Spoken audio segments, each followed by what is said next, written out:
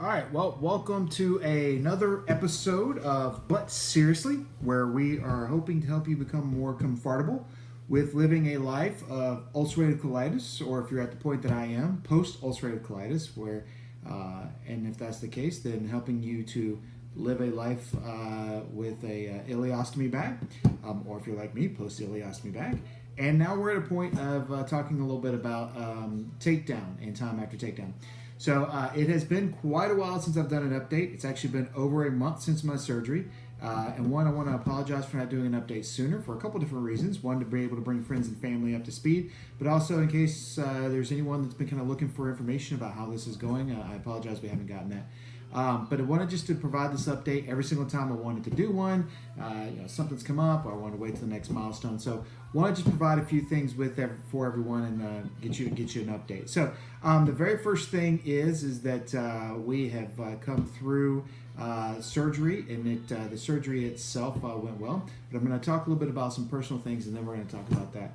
First, if you know, sports are an important part of our life and who we are. Just a few things, if you've been keeping up, then you know that our Atlanta United are MLS champs, so that's huge for us in the city of Atlanta. Unfortunately, our Falcons are not doing as well and won't be making the playoffs this year and won't be the first team to play the Super Bowl at home. Despite what many people around me would be celebrating, because it's not Georgia, my Crimson Tide has won the SEC and heading to the playoffs as well. So we'll see how that goes in the next few weeks. On the business front, things have been really well with business. I've been doing a lot of travel. Things are winding down here at the end of the year, but things have been very, very well. God has continued to bless our business and bless our family, and so I'm always appreciative of that and never want to take that for granted. I'm also very thankful for the blessings of the job that I have and the job that I get to do and the things that God provides. So with that, that's kind of just a quick update in regards to what's been going on the personal front, if you will, over the last month. So let's talk a little bit about what's been going on with the whole body and the surgery. So first off, hopefully you are looking at this and going, oh, wow, it looks pretty good, looks pretty healthy.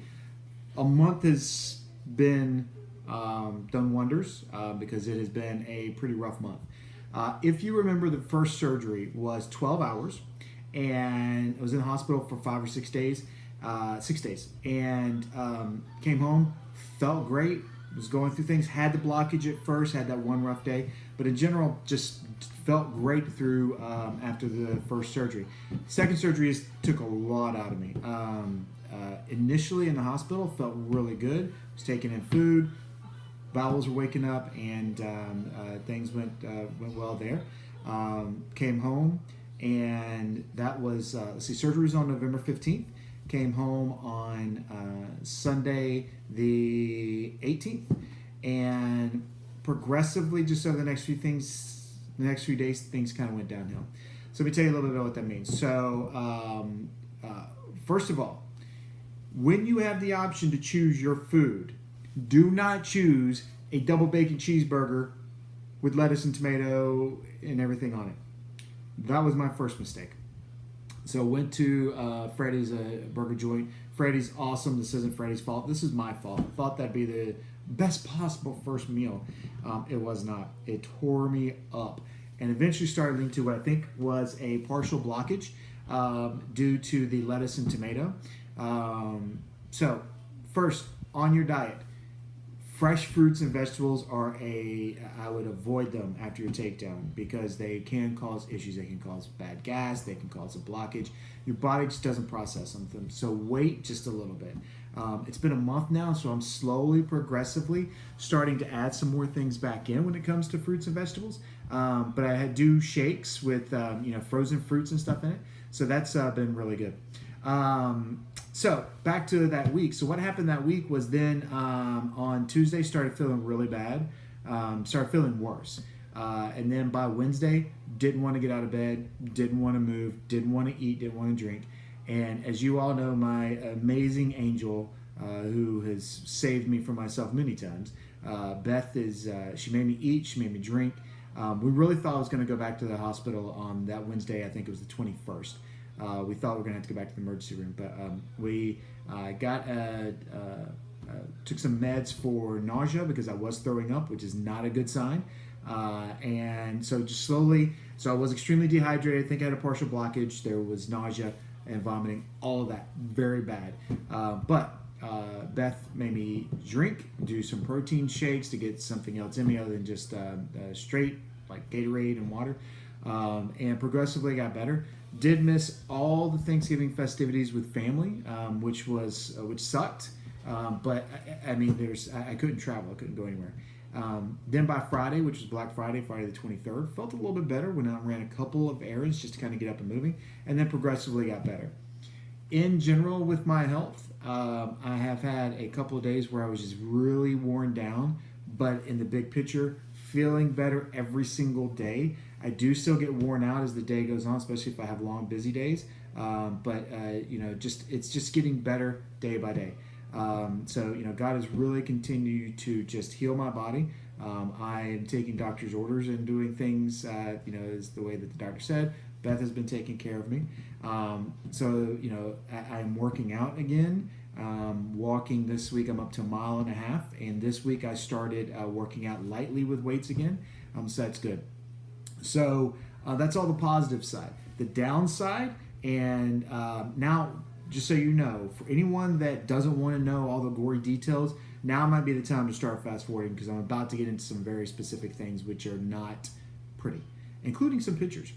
So some of the gory details, you still have to watch what you eat. You have to kind of figure out when you can start putting things back in.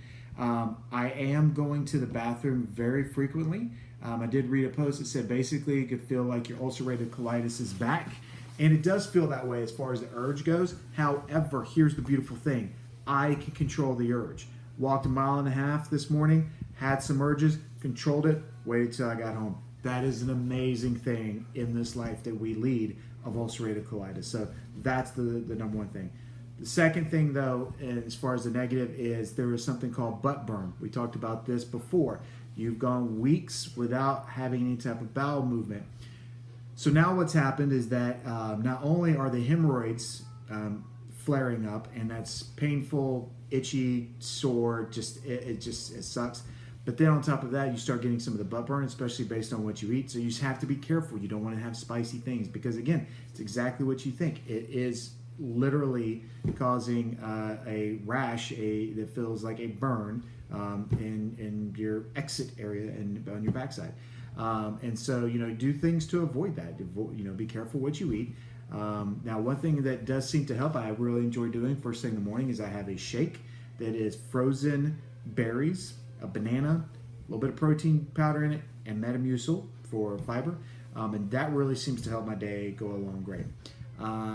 So that really, and it helps me get some fresh fruits that aren't whole, that are not going to be difficult to digest.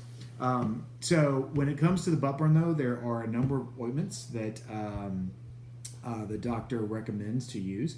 And I'm completely drawing a blank on what those were now. Benadryl, I think, is one. It's like a lotion to use to wipe with. It's easier than just toilet paper.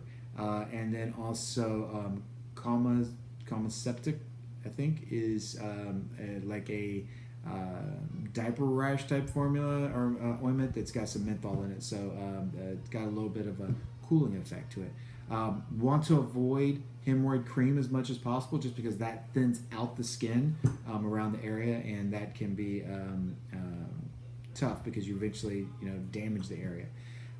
So for those that are not dealing with this, that have stayed for this entire time through this, hope you enjoyed that. I'm just kidding. Appreciate you staying through it, because it's a real thing. This is reality. This is what we deal with. But it is getting better. I can control my bowels. I don't have to worry about where the next bathroom is. I can go hours without having to worry about finding a bathroom. I've traveled quite a bit for business over the last few weeks, and it's been great. I don't have to worry about where I'm sitting on the plane. I don't have to worry about if we're going to take off in time or land in time, or how much of a delay there's going to be so that I can get to the bathroom. It's all been awesome. So, to share with you a little bit then about how the healing is going. So, I'm going to share some photos with you, and here I highly warn you, if you get kind of grossed out by things, you probably don't want to see this, just my opinion, because it is kind of graphic. And it's kind of freaky, but here we go. All right, so I'm gonna slide you over this way and point you towards this screen. All right, so this here, and I don't mean to be crude, but looks like a jacked up butthole. This is my gut. This is my stomach. This is the original, straight from the hospital. This was what it looked like to start with. All right, so small hole. The stoma was coming through here, and it's all done up. So you would think, looking at that, hey, this isn't going to be that bad. Get ready. Here is what it then looked like close up just a few days later. You still see the stitches that are supposed to be holding it together and supposed to be bringing it in, but it is a deep cavernous hole. I'm not sure if you can tell that, how well you can tell that, but it is a deep, deep cavernous hole. All right, so let's move on. So the next one, this now, the stitches have popped, okay? And so what it is now is, I'm not sure if, hopefully you can tell that it's not nearly as deep. It is spread out, and that of course has to do with just, the way that your stomach is. I have not gained weight. I'm actually at the same weight I was when I came home from the hospital. So it's not that my stomach has expanded so much, although it probably has a little bit, probably a little bit different type of weight. But it is healing quite well. And what's going to ultimately happen is that all of this is going to come to the surface basically, and this is going to close up. And then the final picture, this is the most recent. This is just from a couple of days ago. Again, if you don't know what you're looking at, this probably looks quite disgusting. I think it looks disgusting, but it's actually very healthy and it's healing very, very well. So in probably, I'd say 2 to 4 weeks roughly, all this will be almost completely gone. So I don't know, again, if you can tell in the picture because of the glare, but there is a little bit of a rash going on around it. And that's because mostly in regards to the tape and just kind of having something of a slight allergic reaction to the tape that's always on it. I'm gonna have extremely sensitive skin, and but been doing some lavender, and that's really seems to be helping. So that's that's the gist of kind of how it's healing along. It does stay. We do have to keep it packed with gauze. When Beth would first start doing it, or the first time I had to do it, literally was taking tweezers and pushing it down in there and really filling it with the gauze. And now it's really kind of just sitting on the surface. That's how much it's come up, and that it's not that deep anymore. So that's awesome, and that's been great. So that's really kind of the updates for where we are. It is Christmas time. We're a week away from Christmas Eve, and so looking forward to that. We've gotten through the hustle and bustle so far, what leads up to it. I do want to just take this opportunity for a few things and give some quick shout outs. One, I want to first always thank Beth. She's been awesome. She's been my rock, and she's really picked up a lot of, I don't want to say the slack because we're always a great team, but a lot of the things that I would normally do as far as lifting things, going and shopping and things, I mean, she's been doing that and it's been awesome. I also want to give a big shout out and thank you to Noah and Hunter, who came and got down decorations and put out a lot of the decorations and things, just stuff that I would not be able to do. And then a lot of the inside decorating, Noah and Hunter helped with that, but Beth has done most of that. I've hung some ornaments and some trees, but in general, it's, I haven't been able to do it. So the holiday season is upon us. Christmas is going to be awesome, and it's because of these folks that have just continued to do so much. So if you have any questions, feel free to reach out. Please, as always, subscribe to the page. It's not because we want to get anything from it, but it does help push us up so that people can find us, people that might be looking for things, more information on this. And just remember, fear is a liar. Do not let it hold you back, no matter what you're dealing with in life. Fear is a liar. God has a plan for you, and God is working an amazing miracle through your life. And also remember that, anxiety weighs down the heart, but a cheerful word lifts it up. So look for somebody today that you can raise up. Thank you, everybody. God bless, and look forward to the next update.